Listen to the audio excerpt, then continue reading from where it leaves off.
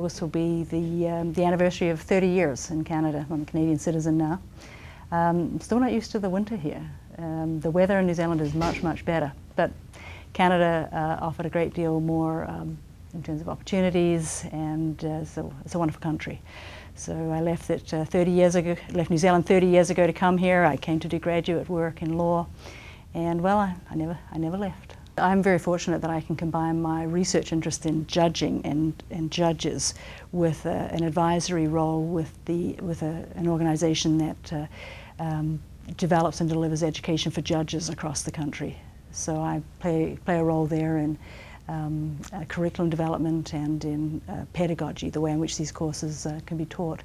And I love that because in the university you're working with ideas but when you can connect that to the practice of what judges do, I call it the cold face, where they see people, where they've got disputes that they have to resolve, where they apply the legal principles we talk about abstractly in the classroom to making a decision in an actual case. So that's what drew me to thinking about judging, and what drew me to this advisory role that I play in helping to develop judicial education. Well, of course, the cases that I get emotional about are the cases that are that you look back and you say, how could we have done that? How could we have thought that that was all right? And how could law have been involved in making it possible or seem normal? So the case that I get very emotional about, and the persons and property case, involves slavery. And if you enroll in the course to see that particular case, I can get pretty hot under the collar about the cases where women were regarded as not legal persons. But it's not all the emotion. Is the emotion of the pain of law. There's also a lot of fun in some of these cases, and I also like to talk about classic cases that changed the law. We still talk about many years later, but there's a whole new area that's developing that involves it's tragic, but in a different way, where a husband may die unexpectedly in a road accident or of cancer, but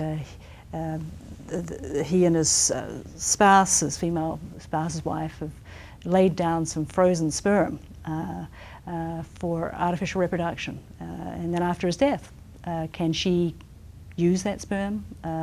So it's kind of it's a new application of an older idea about can the human body be property? So that idea that will continue to move and evolve the law is one that can be captured in certain cases. And the thing about cases is they're stories. They're stories about individual people's lives.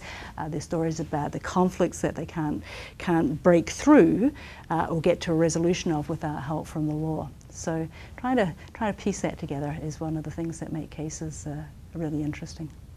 And anybody who takes my courses will kind of get the feel pretty early on that I'm pretty driven, and I like to work hard, and I like people to engage very seriously with the courses and the material. So seeing that in myself, and this is actually on behalf of the students. I've done this. I've developed some hobbies so that I can smell the flowers and recognize that everybody likes to smell the flowers from time to time. My great passion at the moment is golf. Took it up about 4 years ago. I can see why lawyers like golf. It's analytical, but it's also beautiful. You're in a lovely environment, you're walking around in greenery, listening to the birds, a little bit of challenge, very social. You tend to do it with people, so I like that. And I'm a gardener. That's much more introverted.